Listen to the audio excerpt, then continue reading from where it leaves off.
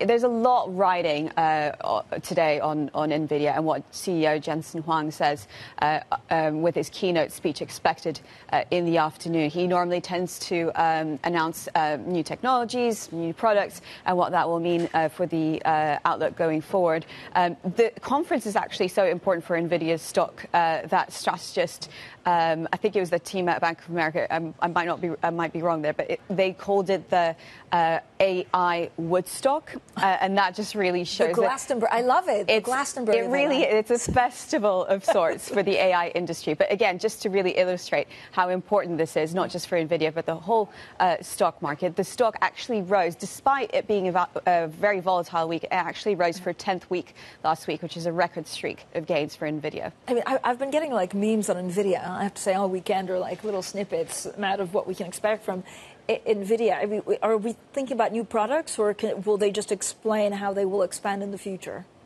I think it's a mixture of all those things, to be honest. I think definitely people will be going to be looking for cues from the CEO keynote about whether this $1 trillion addressable market they talk about is going to get even bigger, and where beyond the kind of current demand that's going to be driven by. But I think more crucially, obviously, we see a lot of noise from their rivals, kind of AMD, even Microsoft, Google, Apple, developing their own chips. What can they do to continue to stay ahead of the pack?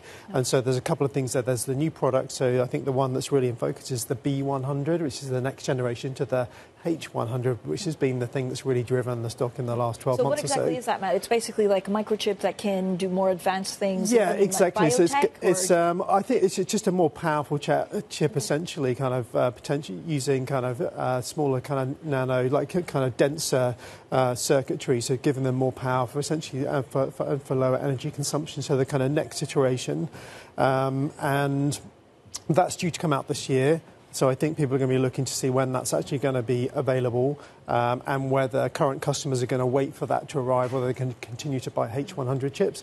And then there's this question about their development cycle. So they've currently been on a 2-year development cycle, and there's talk that they're going to go to a 1-year development cycle. So that will essentially speed up the rate at which they bring new product to the market, and potentially continue to allow them to keep a competitive edge over these rivals.